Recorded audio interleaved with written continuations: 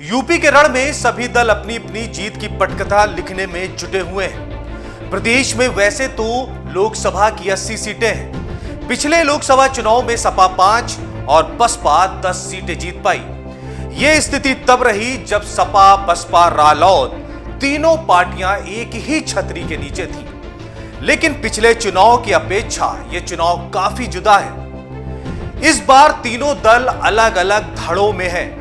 इसलिए उनकी नजर अपनी जीती सीटों के साथ कम मार्जिन से हारी हुई 10 सीटों पर दांव देने के लिए ताना बाना बुना जा रहा है।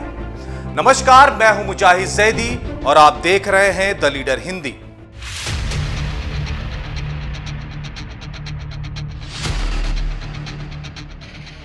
बहुजन समाज पार्टी 2019 के लोकसभा चुनाव में कुल 38 सीटों पर चुनाव लड़ी थी। उसे 10 सीटों पर जीत भी मिली थी और सपा और बसपा गठबंधन को कुल 39.23% वोट मिले, जिसमें बसपा के हिस्से में 19.43% वोट आए थे। बसपा इस बार अपने दम पर चुनाव लड़ रही है। इसके पहले विधानसभा का चुनाव भी वो अपने दम पर लड़ चुकी है। कुछ चुनाव में वो एकमात्र सीट रसड़ा यानी बलिया पर ही जीत पाई और उसका वोटिंग प्रतिशत 12.09% ही रह गया। बसपा के अधिकतर नेता उसका साथ छोड़कर जा चुके हैं। ऐसी स्थिति में अपने दम पर चुनाव लड़ना और जीत के साथ वोट बैंक बचाए रखना उसके वजूद बचाए रखने जैसा है।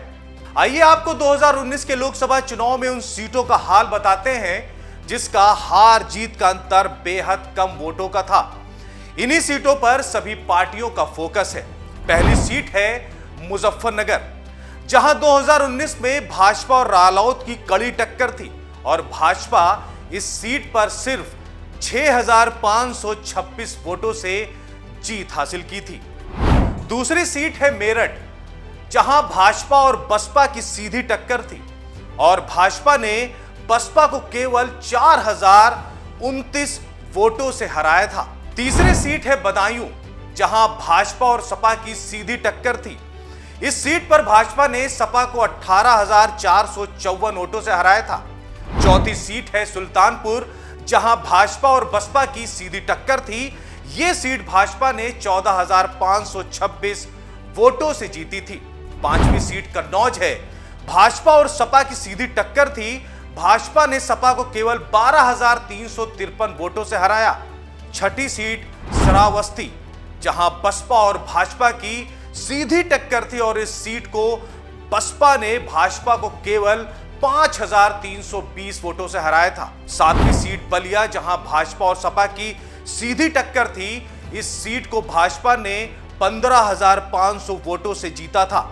आठवीं सीट मछली शहर, जहां भाजपा और सपा लड़ रही थी और इस सीट पर तो कमाल ही हो गया। इस सीट को भाजपा ने मात्र 181 वोटों से जीता था। नवी सीट है चंदौली, जहां भाजपा और सपा की सीधी टक्कर थी और भाजपा ने सपा को इस सीट पर 13,595 वोटों से हराया था।